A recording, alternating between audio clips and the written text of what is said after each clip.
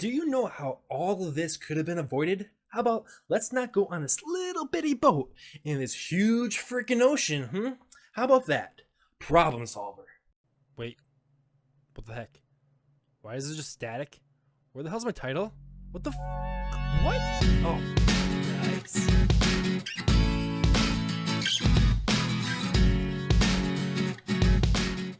Adrift, based on a true story starring Shailene Woodley, Sam Claflin, and directed by Baltasar Kormákur. A couple are on the sailboat and they are in the middle of the ocean and they run into this hurricane and they are shipwrecked, so which means they're screwed.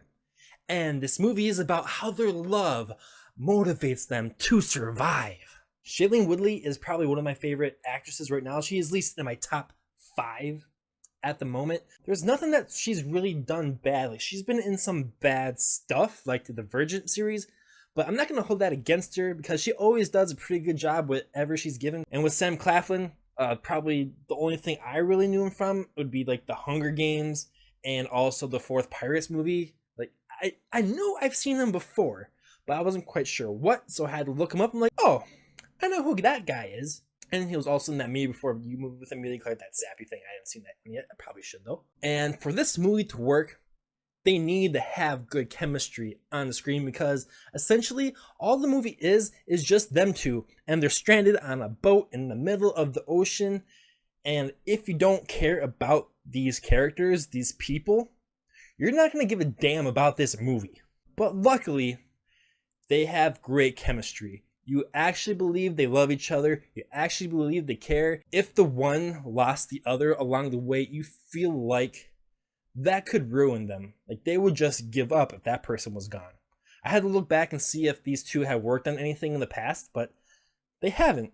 So it was really refreshing to see that type of chemistry on the screen and what they were able to pull off. And what I liked about this movie is they did a lot of really good long takes to where you would follow a character like in the boat, like performing a task, or early on going through the shipwreck finding to see if there's anything around for them to help them survive or looking for each other and stuff like that. Also, they're able to set up and establish with these big, huge, wide shots to where you can really get the idea of like, hey, they're very isolated. There is nothing around them. There's no land. There's no people. They're in the middle of the freaking ocean. But yet, even though it's so terrifying, at times it's something that can be so beautiful. I will tell you this movie solidifies my fear of the ocean because one of my biggest fears is just being stranded in the ocean after a shipwreck. Because I've seen way too many movies and Hollywood has ruined boats and the ocean.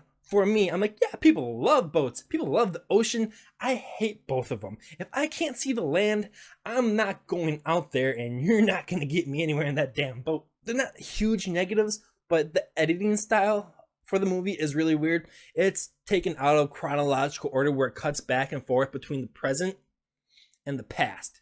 And that just keeps jumping back and forth. And I think that would have been better if they just didn't do it so much because it can be a 5-minute clip where it's the past and then 3 minutes in the present and then 1 minute in the past and then a couple of minutes in the present. Just keeps doing that, and by the end of the movie it gets really quick when it cuts. I think it should stay longer. Say, hey, we'll do about like 10 minutes, maybe then 20 minutes, and keep going back and forth like that to where you can actually establish what's really going on between the peril and them falling in love with each other to make you care about the characters even more than you already do. And also the ending, I know it was based on a true story, but I didn't really know what the events were.